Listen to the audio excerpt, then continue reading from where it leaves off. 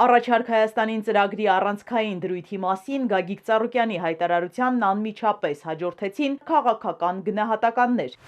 Դեմոկրատական այլընտրանք կուսակցության ղեկավար Սուրեն Սուրենյանցը համոզված է, որ Հայաստանը կարող է և պարտավոր է ընտրել այս ճանապարհը, վերջ դնելով վախի վրա կառուցված կեղծ երկընտրանքին և խաղաղությունը դարձնելով ոչ թե խոստում, այլ պետականորեն երաշխավորված իրողություն։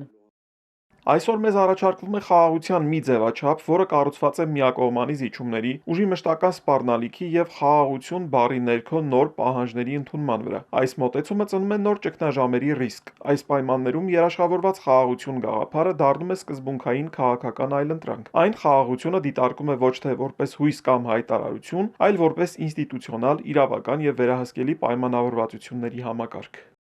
Առաջիկա խորհրդարանական ընտրությունը իշխանությունը փորձում է ներկայացնել որպես պատերազմ խաղաղություն, կեղծ երկընտրանք։ Սուրենյանցի խոսքով սա ոչ միայն իրականության խեղաթյուրում է, այլ գիտակցված քաղաքական մանիպուլյացիա։ Գագիկ Ծառուկյանի հեղինակած «Առաջարկ Հայաստանին» ծրագիրը խաղաղության հարցը հանում է քարոզչական դաշտից և տեղափոխում պետական ռազմավարության մակարդակ։ Այս քաղաքական ուժը համոզված է, որ ընտրություններից հետո այս ծրագիրը, որը երաշխավորված խաղաղության մանիֆեստ է, պետք է դառնա ոչ միայն ներքաղաքական օրակարգ, այլ Հայաստանի հստակ ձևակերպված առաջարկը միջազգային հանրությանը։